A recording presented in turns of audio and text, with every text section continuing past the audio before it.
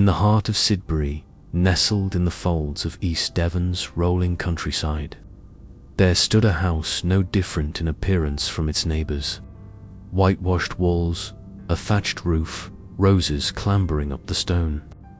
But for years, those who lived within it spoke in hushed tones of the strange, quiet sadness that hung in the air, and of the ghosts that wandered its narrow halls.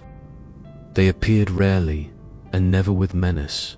A woman in old-fashioned dress, holding the hand of a small child, their forms seen only at the edge of vision or reflected faintly in window glass.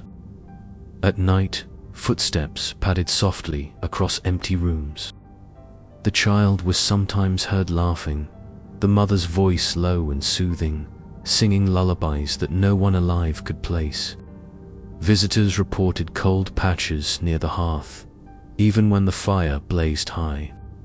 Pets would grow agitated for no reason, staring fixedly at one spot near the living room's stone floor.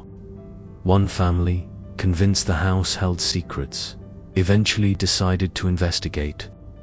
The discovery came during renovations, when workmen lifted the hearthstone that had sat undisturbed for generations. Beneath it, in a shallow cavity choked with time and dust, they found two skeletons, one adult, one small. A mother and child, curled together as if in final comfort. There was no sign of how they had died. No story, no names. Just the silence of the stone that had sealed them in. The remains were taken and given Christian burials, laid to rest with dignity and prayer in the village churchyard. The community came together, drawn by a sorrow none could fully explain. And from that day forward, the house grew quiet. The ghosts were never seen again.